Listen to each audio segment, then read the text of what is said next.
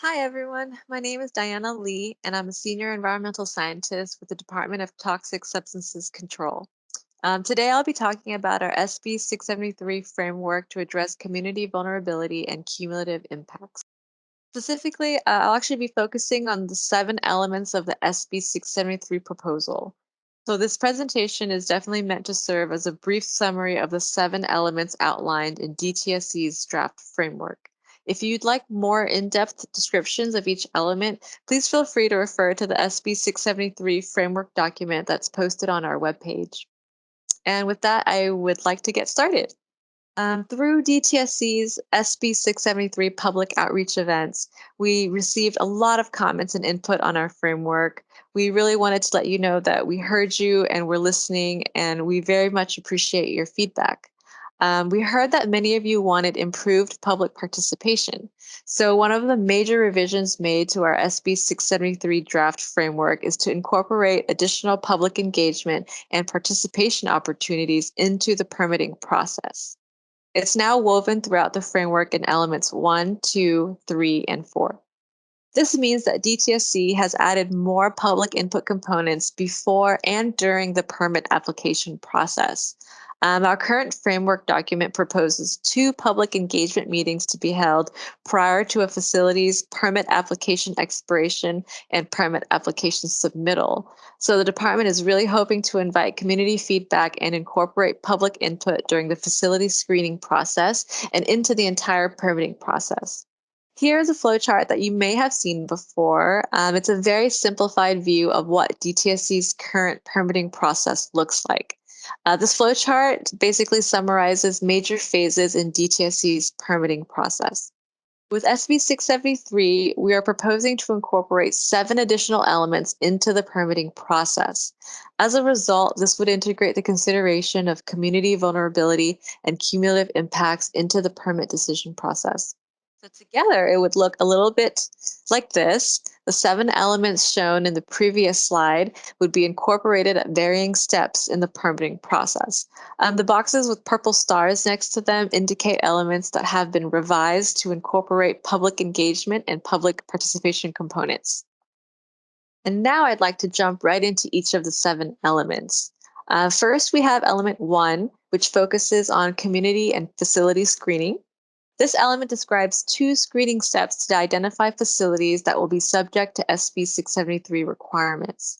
This process explains how DTSC would assess communities around each hazardous waste facility using the area of analysis. And the area of analysis is a set distance around a facility's boundary, and it describes a study area for evaluation of community impacts and community vulnerability. Element 1 would also use CalEnviroScreen as an initial screening tool to identify facilities near vulnerable communities. Facilities with a CES score greater than 60th percentile will proceed to the secondary screening process. And the secondary screening process would then determine a draft tiered pathway for each facility. There would be a pre-application facility meeting where the department will accept any public feedback on the facility's permit application submittal. So this gives an opportunity for the community to review and provide public input before deciding what data or information should be used in the facility's initial and secondary screening process. Next, we have element 2, which focuses on facility tiered pathways. This is where we determine whether a facility should be placed on one of the 3 facility tiered pathways to address cumulative impacts and community vulnerability. So you have tiered pathway 1, tiered pathway 2, and tiered pathway 3. And also for element 2, CalEnviroScreen scores and percentiles, along with public comments and supplemental information, will be some of the tools used to designate a draft facility tiered pathway. Tiered pathways are scaled to require the highest level of actions from largest facilities with the greatest potential to have an adverse effect on health risks for vulnerable communities. The department would also hold meetings for each facility going through the permitting process and invite public input and consider public comments before finalizing the facility tiered pathway. So these public engagement opportunities would occur before a permit application is submitted. And this slide actually shows a simplified summary of what tiered pathways 1, 2, and 3 would look like. Pathway 1 would basically require the highest level of facility upgrades, monitoring, environmental improvements, as well as community outreach and engagement. And then on the other hand, Pathway 3 would only require facilities to conduct community outreach and engagement. This brings us to element 3, which focuses on facility action. And this element would determine which facility actions are appropriate based on a facility's draft tiered pathway and the potential effects of its operations. So there are 3 categories under which these actions may fall, and these are improvements to facility activities and operations, monitoring or other evaluation of community concerns, and public engagement and outreach strategies. So element 3 proposes to include a draft menu of facility actions that could be selected by hazardous waste facilities. In addition, facility credit may be given if facilities voluntarily implement these actions prior to submitting the permit application. Of course, there would be a pre-application facility meeting, which would allow the community to review and provide public input on the potential facility actions. This element also proposes a setback distance for new or expanding hazardous waste facilities. Some examples of facility actions could include reducing truck traffic emission or upgrading equipment to the most health protective technology to ensure enhanced air pollution control. Facilities could also choose to implement medical or fence line monitoring to evaluate community concerns. Another option would be to implement community meetings to inform the community about facility operations and provide updates on required work plan measures. Facilities could establish and support community advisory groups as well. So these are just a few examples shown here. A larger list can be found in the SB673 framework. And this brings us to element 4, which focuses on facility action work plans. This element describes how a facility is required to submit a work plan as part of their permit application. And the work plan provides details on how the facility plans to reduce community health risks and enhance community protections. Element 4 also describes the process for developing work plans and for facility actions to address cumulative impacts and cumulative vulnerability. Another part of element 4 describes how work plan commitments become permit conditions, which then can be enforced by DTSC. Proposed actions must be scaled to the level of community vulnerability, as well as the type and level of operations at the facility. And this element also requires that facilities invite public input on their work plan before submitting the work plan with the facility's permit application. And next we have element 5, which focuses on the decision to revoke or deny. This element proposes to amend current regulations to include additional factors to be considered as a basis to revoke or deny a permit. Additional factors could include community vulnerability, cumulative impacts, potential risks to health or the environment, and potential risks to nearby populations. Ultimately, the department would be able to revoke or deny a permit, reduce the size or volume of hazardous waste handling, or reduce the scope of hazardous waste activities authorized in a permit. And next, we have element 6, which is the inspection score adjustment violation scoring procedure. And this element describes the process for adjusting inspection violation scores for certain violations upwards if a facility is located within an environmental justice area or in close proximity to sensitive land uses. It could allow for the department to amend the VSP score for violations that occur near vulnerable communities and sensitive receptors. Last but not least, we have element 7, focusing on updates to tools and data.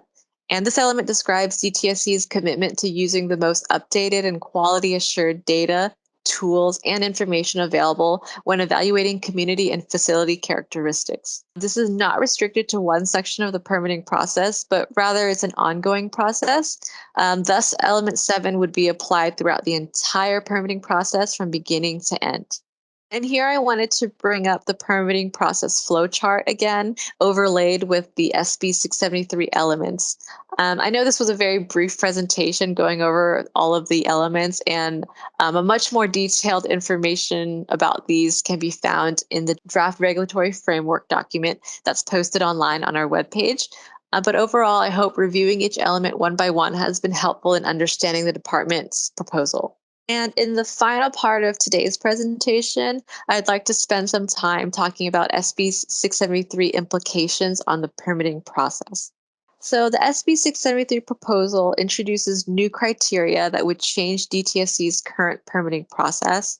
However, it is important to note that the SB 673 criteria is an overlay onto the current permitting process. So all of those 7 elements from earlier and the entire framework document, all of this does not stand alone. It really needs to be incorporated into the current existing process. In addition, the SB 673 criteria will apply to the permit application process after the effective date of adopted regulations. This means that it will not apply to permits that are in the process right now. And next, I'd like to talk about the time implications of this proposal. DTSC is proposing to add quite a number of additional requirements and components to the permitting process. So as a result, SB 673's additional permit criteria can potentially add time to the permitting process. Not only that, but the passing of SB 158 will have an impact on the permitting process as well. And SB 158 was signed into law in July of 2021. It requires permit applications to be submitted at least 2 years prior to the permit's expiration date instead of 180 days. In addition, the bill also requires DTSC to issue a permit within 3 years of a permit expiration date. And what this means is DTSC will have to adjust the timing of the SB 673 elements to accommodate the new SB 158 requirements. I know I've mentioned this earlier, but I think it's important to highlight again. SB 673 both increases and improves public engagement and community outreach throughout the entire permitting process. And public engagement would be included much earlier in the permitting process during the pre-application phase, before the permit expiration date, and before the permit application submittal.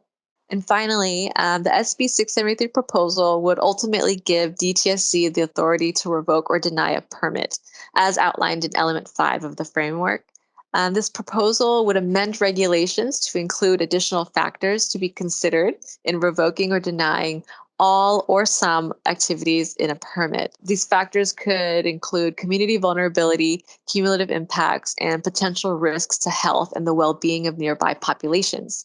So this means that the department would be able to require a facility to reduce its size, scope, or footprint through the permit process to protect community and environmental health. Here we have a list of DTSC contact information for the SB 673 framework proposal. As a reminder, the public comment period for our draft regulatory framework has been extended until September 20th of 2021. We encourage all comments to be submitted in writing by this date. So please don't hesitate to reach out to Avelia or to me for more information. And overall, in closing, I really want to emphasize that SB 673 is a big endeavor and that we know these are big changes being proposed. These proposed regulations represent the most significant changes to DTSC's permitting of hazardous waste facilities in the last 20 years. And this has never been done before, so we want to let you know that we don't have all the answers right now, and that's why we're seeking feedback from everyone. Please let us know how DTSC can refine our SB 673 proposal and make it better. We welcome all comments, questions, or concerns.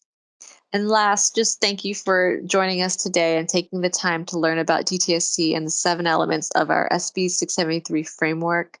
We really do appreciate your time and input, and I hope this presentation has been helpful. Again, thank you very much for attending.